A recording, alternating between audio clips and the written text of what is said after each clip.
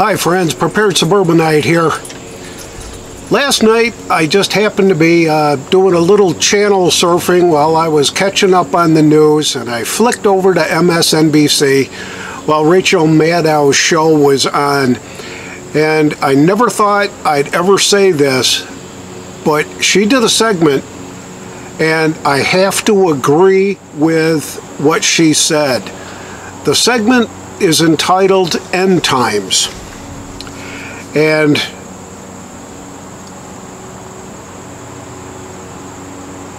in this segment,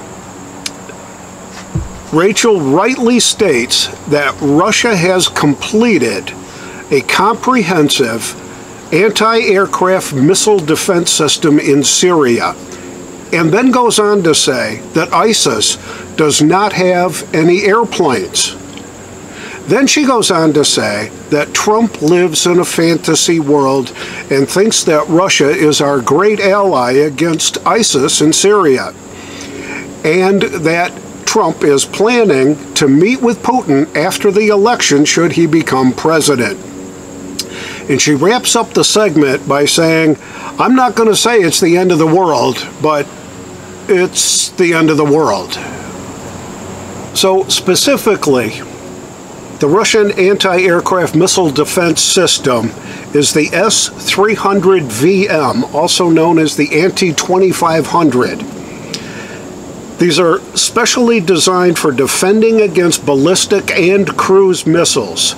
The system is stationed near Tartus Harbor and will protect the Syrian east coast as well as the Russian fleet in the eastern Mediterranean. These also have good capabilities against attacking planes. A volley cruise missile attack by the U.S. against Syrian and Russian airports and air forces in Syria, discussed in various U.S. papers as part of a no-fly zone, will be severely hampered. From redstate.com, the author comes back with this. In an apparent break with the Obama White House, Democratic presidential candidate Hillary Clinton called for the creation of a no-fly zone inside Syria the day after Russian warplanes started bombing rebels fighting the regime of President Bashar al-Assad. Hillary is quoted as saying, I personally would be advocating now for a no-fly zone and humanitarian corridors to try to stop the carnage on the ground from the air and to try to provide some way to take stock of what's happening, to try to stem the flow of refugees. She said that in an interview with NBC affiliate WHDH in Boston.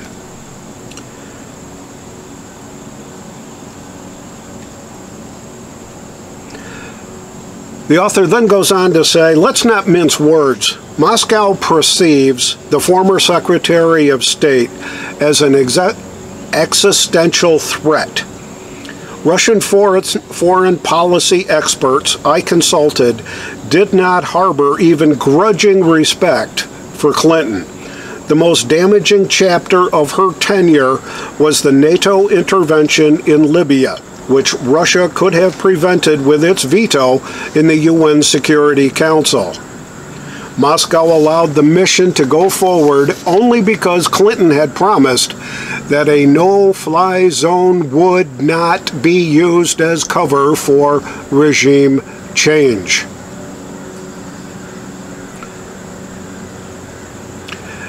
Given the ongoing Russian operations, a no-fly zone is a polite euphemism for shooting down Russia's planes unless it agrees to ground them. And Clinton is well aware of this fact. When asked in a debate whether she would shoot down Russian planes, she responded, I do not think it would come to that. In other words, if she backs Putin into a corner, she's confident he'll flinch before the United States starts a shooting war with Russia. Well, Moscow prefers Trump not because it sees him as easily manipulated, but because of his America First agenda, and it coincides with their view of international relations. Russia seeks a continued return to a classical international law in which states negotiate with one another based on mutually understood self-interests untainted by ideology. To Moscow, the only predictability of real politics can provide the coherence and stability necessary for a durable peace. In Clinton, it sees the polar opposite, a progressive ideologue who will stubbornly adhere to moral postures regardless of the consequences. The Gateway Pundit reports recently, September, you've seen the reports. Russia's hacked into a lot of things. China's hacked into a lot of things. Russia even hacked into the Democratic National Committee, maybe even some state election systems. We've got to step up our game, make sure we're well defended, and make sure we're able to take the fight to those who go after us. As president, she said, I will make it clear that the United States will treat cyber attacks just like any other attack. We will be ready with serious political, economic, and military responses. Those are Hillary's words. That sounds a lot like warmongering to me. If Trump wants to meet with Putin, I believe he wants to meet with Putin to prevent World War III. This is the Prepared Suburbanite reminding you to keep your head down.